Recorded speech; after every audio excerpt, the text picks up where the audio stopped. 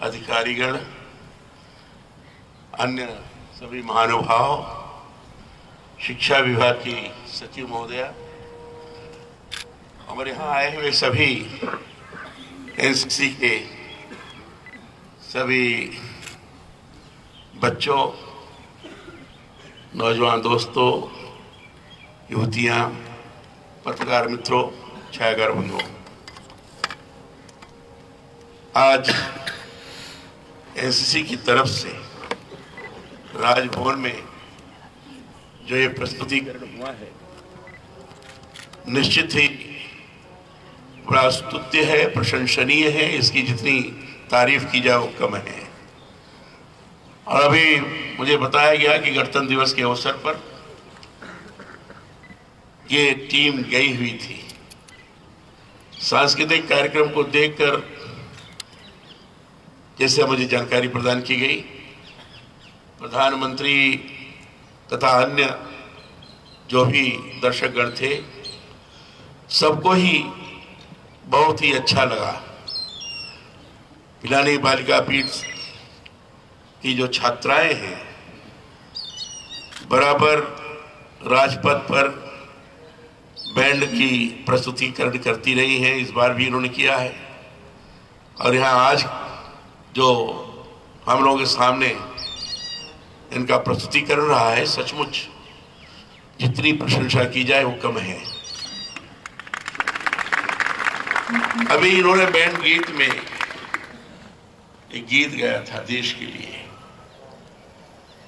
प्राण भी देंगे, सर्वसर्पण कर देंगे, देश के लिए। एनसीसी देश के लिए, युवाओं के अंदर राष्ट्रीय एकता और अखंडता, देश के प्रति मर मिटने की आकांक्षा पैदा करना और युवाओं के अंदर इस प्रकार की प्रेरणा प्रदान करना कि देश की रक्षा के लिए सैन्य बल में चाहे थल सेना हो, चाहे नभ सेना हो, चाहे जल सेना हो, कहीं भी जाने की आवश्यकता पड़ेगी तो सबसे पहले आगे बढ़कर के हम जाएंगे और देश की रक्षा में अपना बलिदान करने में और शत्रुओं पर विजय प्राप्त करके सफलतापूर्वक भारत का नाम रोशन करने में हमारे तरफ से किंचित मात्र भी कमी नहीं होगी। यह एक एनसीसी की मूलभूत सोच है और इसी को ध्यान में रखकर एनसीसी को स्थापित भी किया गया है। राजस्थान में तो सन 48 से एनसीसी, और उस समय भी तब 600 कैडेट रहे होंगे, उन्होंने आगे बढ़ाया और आज तो राजस्थान में एनसीसी 48,000 से ज्यादा है, इसके युवा हैं। प्रयास जरूर है कि कोई भी कॉलेज, कोई भी विद्यालय ऐसा ना हो जहां एनसीसी से संबंधित लोग अपने अपने आचार व्यवहार और कर्तव्य के कारण लोगों के अंदर ये भरोसा पैदा करें, विश्वास पैदा करें कि अगर कहीं किसी प्रकार की चीज होगी तो ये अनुशासित युवा, अनुशासित युवतियां हमारे लिए सब कुछ करने के लिए तत्पर होंगी। चाहे प्राकृतिक आपदा हो, चाहे किसी प्रकार की सेवा की स्थिति का निर्माण करना हो, चाहे और भी अराजक तत्वों को पीछे हटाना हो, हर स्तर पर लोगों की सुरक्षा के लिए आगे बढ़ना हो, तो एनसीसी के जवान वहां आगे बढ़ करके काम करें। ये लोगों के मन के अंदर भरोसा भी है, विश्वास भी है और ये हो भी रहा है। अब एनसीसी के जवान अनेक, अभी मुझे जो अभी इन्होंने प्रतीक चिन्ह दिया है, अब इसमें जहाज का है, वायुसेना का है, वायुसेना का ये जहाज है। इस बात को प्रकट करता है कि हमारा एनसीसी का जवान इसमें भी ट्रेनिंग ले रहा है, शिप मॉडलिंग की भी ट्रेनिंग ले रहा है और अनेक क्षेत्रों में जा करके कैसे उसको आगे बढ़ाया जाए, इस दिशा में काम कर रहा है। चाहे सिविल सेवा हो, चाहे सैन्य बल हो, चाहे किसी भी क्षेत्र में हो, वो जवान जा रहा है। और केवल इतना ही नहीं, समाज के हर क्षेत्र में भागीदार बन रहा है।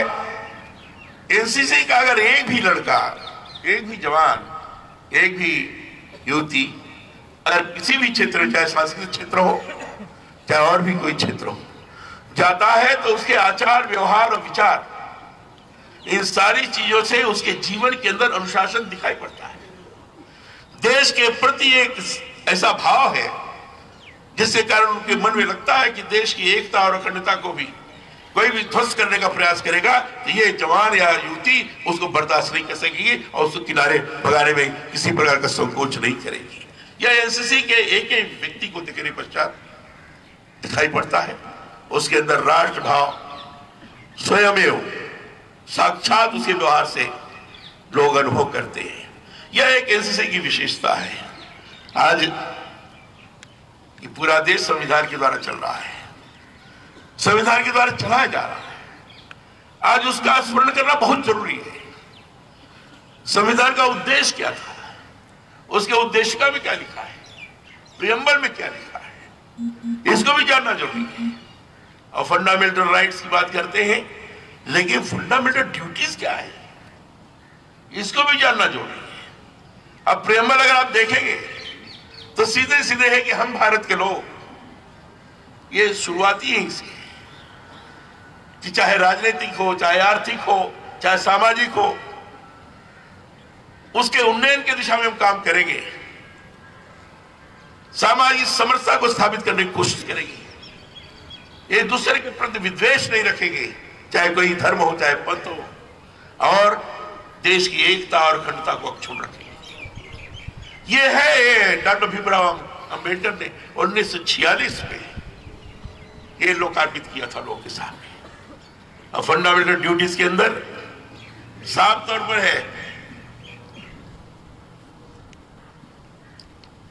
फंडामेंटल ड्यूटीज 11 है, 51A है, ये बाद में हुआ है। फंडामेंटल राइट्स आप बहुत सुन रहे होंगे इस समय कि आर्टिकल 14 देखो, आर्टिकल 25 देखो, आर्टिकल 21 देखो, ये 50 बड़ी बातें की जाती है। अच्छा है, आगे बढ़ना चाहिए, लेकिन उसके अनुसार हम क्या कर रहे हैं? ड्यूटीज में राष्ट्रीय ध्वज, राष्ट्र की एकता और उनके लिए जिन्होंने अपनी कुर्बानी दी है, शहीद, उनके ऊपर श्रद्धा, ये ड्यूटीज के अंदर है। करने की जिम्मेदारी हमारी है। हमारी जिम्मेदारी देश की सेवा करनी है।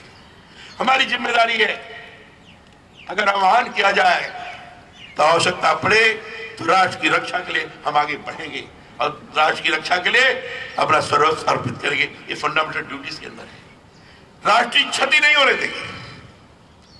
हिंसा के कार्य को कोई बढ़ावा देता है तो उसको किनारे करेंगे। वैज्ञानिक दृष्टिकोण रखते हुए देश को आगे बढ़ाने की दिशा में, देश आगे बढ़ सके, चरम पर पहुंचा सके, उसके लिए हम उस विज्ञान का उपयोग करेंगे। विज्ञान का उपयोग मानववाद को समन्वित करते हुए आगे बढ़ेगा, संवेदनशीलता रहेगी। और इतना ही नहीं, ये भी कहा गया कि महिलाओं का सम्मान, ये हमारी जिम्मेदारी होगी। ये सारी चीजें फंडामेंटल ड्यूटीज के अंदर है। इसको याद दिलाना हमारा और आपका काम है।